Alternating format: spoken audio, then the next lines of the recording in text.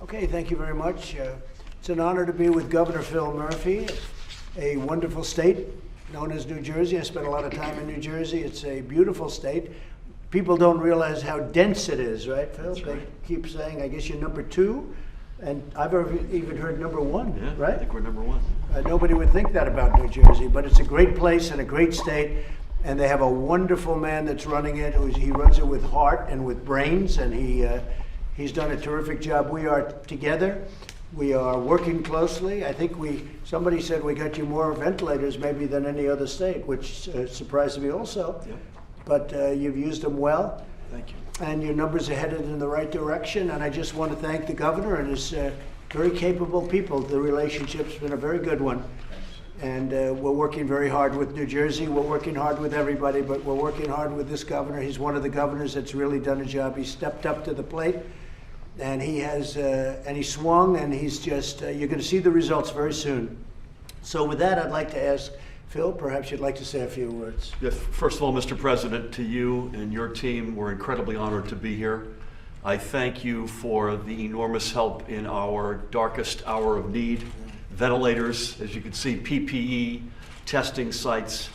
Now I think we're going to be in a very good place, thanks to you and your team, as it relates to expanding testing dramatically so that we'll be able to begin to take those steps to reopen. We've been crushed as a state, as you know. It's a state you know very well.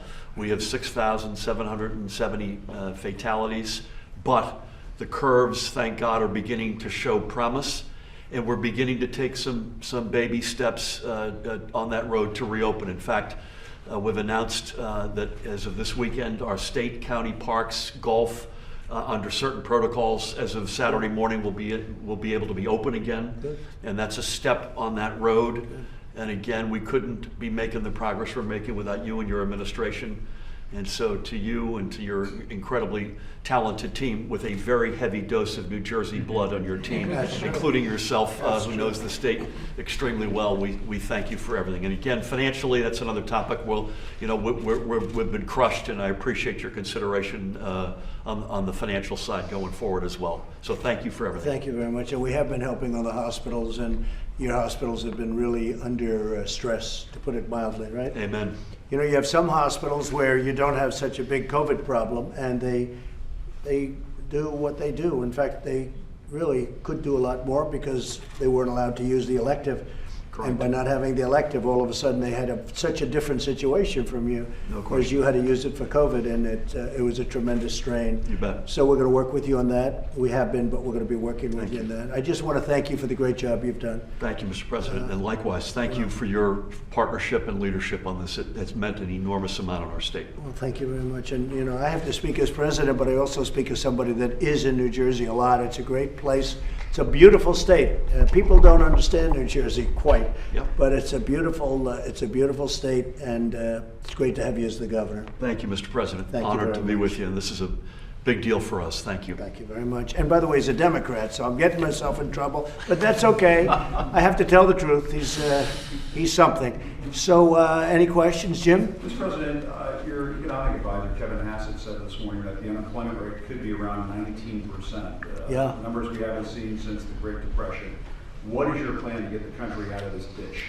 Well, I think we're going to have a great third quarter. It's going to be a transition. So when I say great, I think the transition is going to be really terrific, and we're going to take it into the fourth, and I think we're going to have potentially a great fourth quarter. There's tremendous pent-up demand. I don't know if Kevin said that or Larry Kudlow, but they see it, but I feel it. I think sometimes what I feel is better than what I think, unfortunately or fortunately, Phil.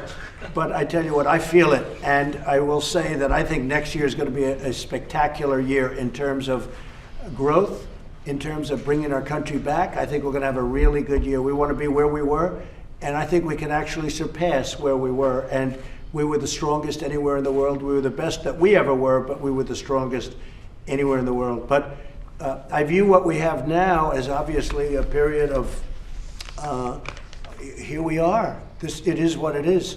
We just got hit by a vicious virus that should have never been allowed to escape China. They should have stopped it at the source. They didn't do that. 184 countries have been devastated by it, including China, by the way, because I looked at their numbers, and their numbers are terrible.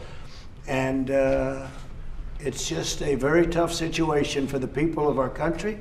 All the loss, the death, it's a terrible thing. But I think we're going to make a very strong comeback. It'll start with the third quarter. I think you're going to see some pretty good numbers. I think you're going to see really good transition numbers. But the fourth quarter is going to be, I really believe it's going to be terrific. And I think that next year is going to be a great year. And is it fair for the voters to take into consideration your handling of the pandemic when they assess whether to re-elect you in the fall? Sure, I think they do. I think they have to do a number of things. They do have to do that, and maybe Phil could speak to that, because I think I've handled it. And not me, I think our whole group has been spectacular. We had ventilators, we didn't have any. We built them, we have thousands, tens of thousands are right now under construction.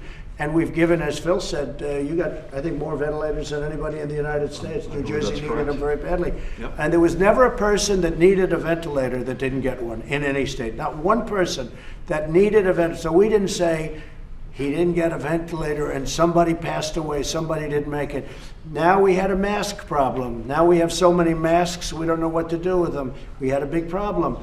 And you have to understand, we took over, the cupboards were bare. And the thing that, frankly, it's not as tough as the ventilator situation. We're the king of ventilators, but what we have done is on testing, we're doing numbers the likes of which nobody's ever seen before. And I told you, the president of South Korea, President Moon, called me to congratulate me on testing. And we did more tests than any other country anywhere in the world. And I think they told me yesterday a number, if you add up the rest of the world, we've done more testing. And it's a higher quality test. So I think we've done I think the whole team, federal government, we built hospitals for you and others. You bet. We built medical centers, and I'm talking about thousands and thousands of beds, many, many medical centers. We had, as you know, we had the governor of Florida and the governor of Louisiana over the last 2 days. They could not have been, and one was a Democrat, and this gentleman happens to be a proud Democrat. They could not have been more supportive of the effort of the federal government. And I'll tell you, Jim, let me just tell you, we started off with empty cupboards. The last administration left us nothing. We started off with bad, broken tests and obsolete tests. What we've come up with between the Abbott laboratories, where you have the 5-minute, did they test you today? They did test me. Good. Now I feel better. Yeah. I'm negative. You did the 5-minute, the I Abbott did test. the quick turnaround. It's so great. I feel like a new man. That's a brand, you know what, that's a brand new test. That didn't exist 8 weeks ago, and now it's like the rage. Everybody wants that test. No, I think we've done a really great job. But the Obama administration, people from the Obama administration would disagree on your assessment that the cupboards were bare. They said that there was equipment. I know, Jim. Let me just tell you. That's fine. You say broken test.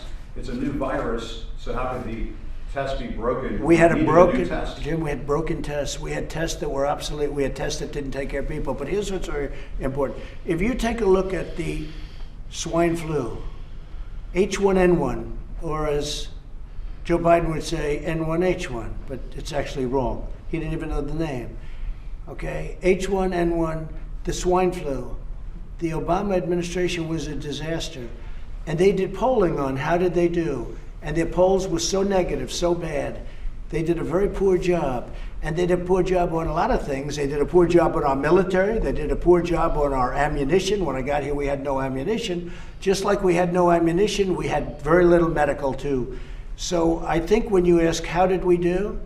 And I have to say it because the news is so fake and so corrupt. I think we did a spectacular job. I'm not even referring to me. I'm referring to all of these people, including your people who have been working with my people so closely. But the federal government has done a spectacular job to a point where we're building now, we're going to have thousands and thousands of ventilators. And we're helping other countries because Phil doesn't need ventilators. You needed them very badly at the beginning. We did. And maybe you could say something to Jim's question. Yeah, I don't know. I don't have a view on the history, but I will say this: in our hour of need, whether it was ventilators, the Army Corps building out capacity, FEMA with our testing sites, and a big part of our ability to reopen as fast as we all want to is to rapidly expand testing. Right. And you all literally in the here and now this week are helping us in a big way to at least, I would expect by the end of May, thanks to you and your team's help, we'll be able to at least double, and I hope more than double, our testing capabilities. And because of that, that will allow us to much more aggressively and responsibly do the reopening that we all need to do. And Phil, how do we do on ventilators as an example, where you were really, and you needed them badly? Yeah, we got them. I mean, there's just no other way to put it. And I'm told that we were the #1 state recipient of ventilators. And this was, we were at the edge, and this is life or death stuff, and we got them, and we're forever thankful for that. Thank you, Phil. Mr. President, on this vaccine operation, Warp Speed, who's in charge of that? And are you overpromising when you say you're going to have 300 million doses of vaccine? No, I'm not overpromising. I don't know who said it, but whatever the maximum is, whatever you can humanly do, we're going to have. And we hope we're going to come up with a good vaccine. Johnson & Johnson and Oxford and lots of different great companies, representatives of our country in some ways. NIH is working very hard and doing a terrific job. No, I hope we're going to have a vaccine, and we're going to fast track it like you've never seen before. If we come up with a vaccine, I think they probably will. And who's in charge of that Operation Warp Speed? We have, you know who's in charge of it, honestly? I am. I'll tell you, I'm really in charge of it. I could say somebody else. I will say we're dealing with, as you know, the general and the admiral. They're very much in charge. But I think probably more than anything, I'm in charge, and I'm the one that gets blamed, and I get blamed anyway. Don't forget, if we come up with a vaccine in record time, they'll say I should have done it faster. But we have a lot of good possibilities. Like the Gilead yesterday, that was a big thing. That was a big thing, and as explained, and I think very importantly, that was a step. That was a big step, 31% step. But the step means, I guess, Deborah, what Tony yesterday was explaining, the step means you now take another step, all of a sudden you're up to 50, 60, 70, but that was a very positive, that was a big step as I understand it. Okay? Thank you. Mr. President. Yeah, go ahead, please. Go ahead, please. Yeah, Jeff, go. Thank you, sir. The intelligence agencies today said that they agree with the scientific community that the virus did originate in China but was not man-made and was not genetically modified. Do you agree with that? Well, I haven't seen the report yet, but I will tell you, if you speak to the head of intelligence right now, you speak to the head, they did say that I was given a briefing when I said I was given it, not before, and they also said that it wasn't specific and it was not a panic briefing. It wasn't like, oh, we're going to be invaded. It was in January, later January. And I think what you'll do is you'll speak to them. In fact, I'll ask Mark to make a report to you, because the news was totally, as usual, fake and corrupt. So intelligence is doing a report, and the report turned out to be exactly as I said. Okay? So, Mr. President, so you're saying that you got a briefing in January about No, I'm not saying it. No, coronavirus. I'm not. You didn't hear me. I said intelligence is saying it, and So they're going to give a report, and it will make you very unhappy because it makes you so wrong. Well, you in particular. All right, go ahead. Behind you, please. Please. Governor, states received $150 billion in the first CARES Act. What are you going to need now to get back on your feet? What have you told the president on that front? And how do you address Republican complaints that the federal government should not be bailing out states who were badly managed prior to the pandemic? Yeah, so I've been in office going on 2.5 years, and I got elected to sort of fix the economy, and we made a lot of progress on what I would call the legacy issues. Record pension payments, stabilizing indebtedness, record surpluses, and as Mike Tyson says, everyone's got a plan until you get punched in the face. And we did. And we did. So we've got a plan, and we're comfortable with the progress. It's going to take a while on the legacy stuff. The financial assistance we need, and we need a significant amount. This is a big hit, and this is somewhere in New Jersey alone could be $20 to $30 billion. But this is to allow us to keep firefighters, teachers, police, EMS on the payroll, serving the communities in their hour of need. And that's something that we feel strongly about. We don't see it as a bailout. We see this as a partnership, doing the right thing in what is the worst healthcare crisis in the history of our nation. And I want to again thank the President for an extraordinary spirit of partnership across the whole spectrum of our needs. And I want to reiterate that. Thank you. I will say that's a tough question because you're talking about the states and whether you call it a bailout or a lot of money, and that's a lot of it's for years long before you were there. You can't have a better representative than this man, that I can tell you. Plus, he's an old Goldman Sachs guy.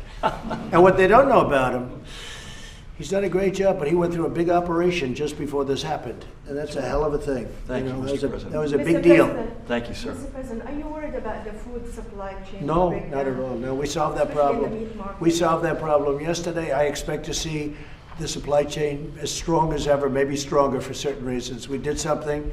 We had a roadblock. It was a legal roadblock more than anything else. It was a foolish thing that nobody ever took care of for a long time, and we took care of it. No, I expect things to go very smoothly. So the American people shouldn't worry about any shortage? Not even a in little market bit. at all? There's a lot of supply too, but now they're going to get it, and that was solved yesterday, very late in the evening. Okay? And Mr. Mr. President, At what point do people need another check if unemployment's at 20%? Well, we're talking about that. I know a lot of people are talking about it, but we've given a lot of stimulus. And again, we think now it's so great. I'm so happy that you're opening up parks and things because that's a big step for New Jersey because they were hit very hard. I think you're going to see something that's going to surprise maybe the world. And you know, we're the leader of the world. We're really the leader. In this case, the leader of the world. And we've done better. If you look at our deaths, if you look at mortality rates, if you look at the things in fact, I'm going to get a chart because it's maybe the most impressive thing, right? How we've done. And that's a tribute to the governors and it's a tribute to the federal government and all of us working together. But I would love you to get that if you could, because we're right at the top, meaning top in a positive way of those charts. I think you're going to see economic numbers that are going to be fantastic. I believe it very strongly. And you're going to start to see it with the transition period, which is number 3, and quarter 4. You're going to have tremendous numbers. You're going to have tremendous numbers, and I think next year you're going to really have tremendous numbers. Mr. President, Mr. can we ask you about General Flynn? Yeah. Are you going to pardon him? This is what you tweeted back in December 2017. I had to fire General Flynn because he lied to the Vice President and the FBI. Yeah. Do you still believe that he lied to the Vice President and the FBI? Yeah, well, I'll Should tell he be you, punished for that? sure. When I looked at what they did to him, they tormented him. Dirty cops tormented General Flynn. General Flynn is a fine man, 35 years or so in the military. You don't get to be where he is by being bad, that I can tell you. And then right at the beginning of the administration, the dirty cops came in. And you see the notes, Jim. I mean, whether you're on our side, that side, whatever. I mean, I assume, let's all talk about fairness. What they did to General Flynn, and by the way, to Roger Stone and to others, was a disaster and a disgrace. And it should never be allowed to happen in this country again.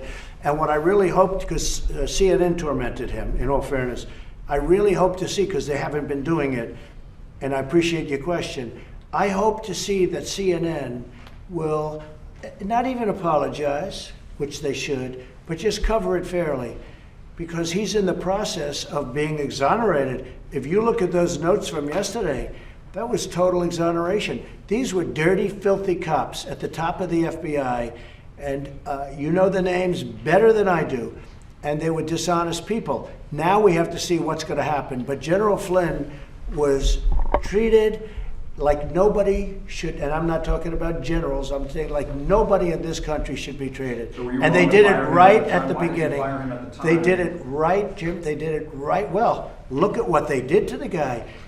I mean, he couldn't have known too much what was happening. They came at him with 15 buses, and he's standing in the middle of a highway. What they did to this man, they tormented him. They destroyed him. But he's going to come back, like I say, he's going to come back bigger and better. But what they did to him, and I hear there's a lot of other stuff coming out if I believe everything I'm reading, because I like to stay out of it. I don't have to stay out of it at all, but I like to stay out of it. And Jim, what they did to him is terrible, and I hope that CNN's going to give him a fair shake and cover it, because I think it's very important. Yep. Just to follow up on, was it a mistake to fire him? Would you bring him back on to the administration? Well, what I wish I had was all the information where they were out to get him. They wanted him, they were trying to force him to lie. You see the written statements where they were trying to force him into a position where we can get him on a lie, or can we get him this way or that way? This is terrible. This is like what happened in, and I'm not going to name the countries because we deal with these countries, okay? But what would happen in other countries, not the USA, what they did to General Flynn and others, is a disgrace. And I hope your networks are going to cover it. Because, I've seen where it's the biggest story in the world a year ago and a year and a half, Flynn, and then he's essentially exonerated. Now, that's not official yet, but when you read the notes, how could you do anything else? And I hear there's much more coming out. I think it would be so good for CNN if you covered it honestly and if you reported honestly. That would be so good for the network. Okay, with that, thank you all very much. Thank you very much. Thank you, Jim.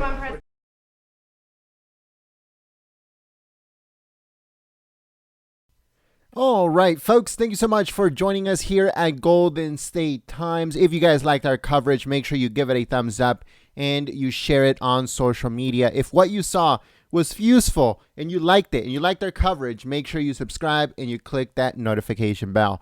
President Trump is having a speech later on today on protecting American seniors, especially in this time of coronavirus. So if you want to watch that live stream, make sure you subscribe and you click that bell. And hopefully YouTube notifies you when we go live for President Trump's speech. But if you want to get notified for sure, this notification comes directly from us here at Golden State Times. So if you want to get notified for sure, all you have to do is send me a text message with the word Trump Live to the number 555-888. Once again, send me a text message with the word Trump Live to the number 555-888, just as you see it on your screen. Also, if you want to get the link to that live stream, it should be pinned to the top of the comments, and it should also be coming up on your screen. It's interactive. Just click on it, and it'll take you to the live stream so you can set the reminder, give it a thumbs up, and share it on social media. Thank you so much, folks. If you want to stay up to date on everything that is going on in politics, White House, Congress, and everything else in between, make sure to follow us on Twitter at Gold State Times and subscribe to the channel and click the notification bell. All right, folks. Hope to see you guys at the live stream. Link at the top of the comments. And also you can click on your screen. Thank you so much, folks, and I'll see you soon. Peace.